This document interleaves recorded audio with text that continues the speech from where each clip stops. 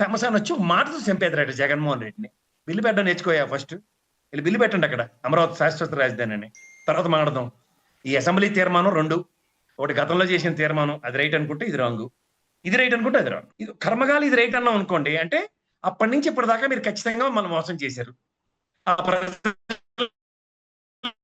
రెచ్చగొట్టు ఉద్యమాలు చేయించారు, ఇవన్నిటికీ మీరు బాధ్యత వహిస్తారా వహించరా? సందీప్ గారు సింపుల్.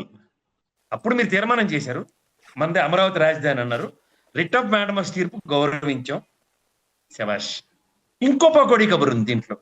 అల్లప్పుడు 151 గెలిచినప్పుడు మీకు 23 కదా, ఇక్కడ లేదు అని చెప్పి మండల్లో అడ్డుకున్నారని యనమల రామకృష్ణ గారు, వీరు ఆ మండల చైర్మన్ గారు పైనుంచి మీరు థర్డ్ ఎంపైర్లో చూశారు కదా, మనం మీ అబ్బాయి క్రికెట్ మ్యాచ్లు చూడడానికి వెళ్ళినట్టు మీరు కూడా పైనుంచి చూశారు కదా మండల సమావేశాలన్నీ చూసి అసలు అడ్డేసుకున్నారు కదా బిల్లు. మరి అంత మీరు మండలికి అంత ప్రాధాన్యం ఇచ్చేవారు, ఇవాళ మీరు మండలికి ఎందుకు బిల్లు పంపించలే? వైసభలో ఉన్నాయి కదా పార్లమెంట్ లో, బాబు అసెంబ్లీ తీర్మానం మండల తీర్మానం ఏదైనా అడగరేటి, అప్పుడు అదేమైనా పాతది పెడతారా? పాతది కొత్తది కలిపి సంయుక్త కార్యాచరణ. ఎవరిని మోసం చేస్తారు సార్ మీరు? మీరు విజనరీ లీడర్ అంటారు కదా సార్, నిజమే. స్టేట్ క్యాపిటల్ బైఫర్కేషన్ లో మనకి అసెంబ్లీ సమావేశాలు నిర్వర్తించుకోవడానికి తెలంగాణ అయిపోయిన తర్వాత పెట్టుకోమని,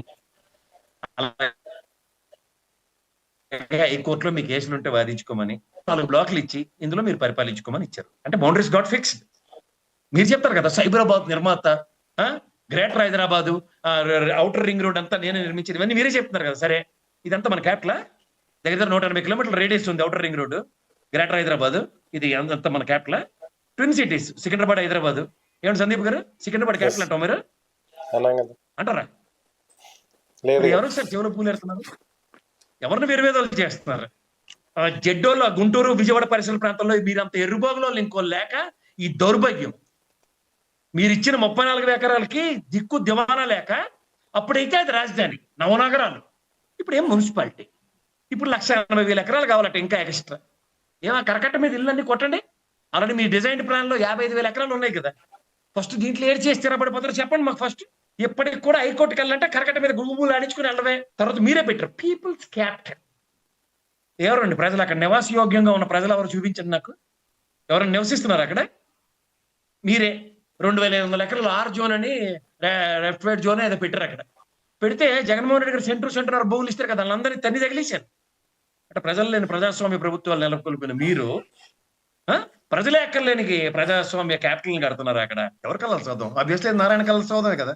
ఆయనేమో నిన్న సమావేశం అయిన తర్వాత ప్రెస్ మీట్ పెట్టి బడ్జెట్ లో 6,000 కోట్లు ఎలకేట్ చేశారు. దీనికన్నా ముందు 14 నుంచి 19 దాకా 5,500 కోట్లు ఎంతో దీనికి తగలెట్టామని చెప్పారు. టోటల్ 47,000 కోట్లు ప్రపంచ బ్యాంక్ దగ్గర నుంచి, ఏషియన్ మార్కెటల్ బ్యాంక్ నుంచి, జర్మనీ దగ్గర నుంచి, హడ్కోల్ దగ్గర నుంచి, వీళ్ళందరి దగ్గర నుంచి పిసికేసింది కాక ఇదేంటి మీరు ఖర్చు పెట్టక్కర్లేదు, ఇదంతా ఇది సెల్ఫ్ సస్టైన్డ్. ఎవరికి మీరు సమాధానం చెప్తున్నారు?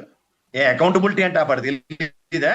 అయితే జడ్డి వేదం అనుకుంటారా? నారాయణ కోచింగ్ సెంటర్ లో ఇంజనీరింగ్ ఎంబీబీఎస్ కోర్సులు కాకుండా సిఈసి కూడా బైపీసీతో పాటు పెట్టండి సార్, అకౌంట్స్ అని తెలిస్తే 4 మీకే నేర్పుతారు 2 లెక్చరర్లు ప్రొఫెసర్లు కూర్చొని. అప్పు ఏ రూపంలో ఉంటాయి సార్? ప్రత్యక్ష పరోక్ష పనులతో కట్టిన దాంతో ప్రవేశపెట్టిన బడ్జెట్ లో 6,000 కోట్లు తిరిగిస్తారా?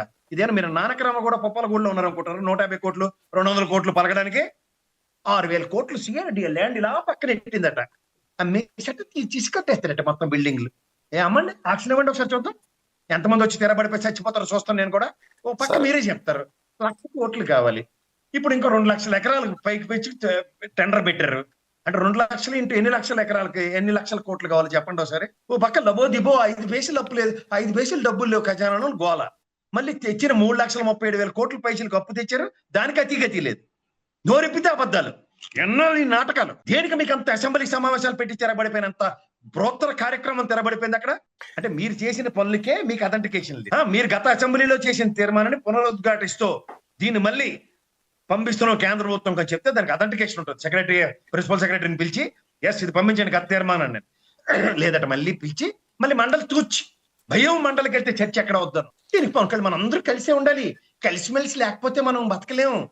నీకు శాతకాంతనం దైద్యం కాబట్టి ఈ దైద్యం. అప్పుడేమో ఇది ఇంక్లూజివ్ క్యాపిటల్, ఇది ర్యాపిడ్ ఎక్స్ ఇంగ్లీష్ ఒకటి మన నెత్తికి. ఇప్పుడు ఏమైపోయింది? ఎవరు తిరిగాడికి వెళ్ళి ప్రజలేర్రా బాబుని అడుగో సరే, ఎవడన్నా పెట్ట మనిషి కనబడుతున్నాడు అక్కడ ఇల్లు వాకిలి కట్టుకునే. అప్పుడేమో ఇది ఇంక్లూజివ్ క్యాపిటల్, ఇది ర్యాపిడ్ ఎక్స్ ఇంగ్లీష్ ఒకటి మన నెత్తికి. ఇప్పుడు ఏమైపోయింది? ఎవరు తిరిగాడికి వెళ్ళి ప్రజలేర్రా బాబుని అడుగో సరే, ఎవడన్నా పెట్ట మనిషి కనబడుతున్నాడు అక్కడ ఇల్లు వాకిలి కట్టుకుని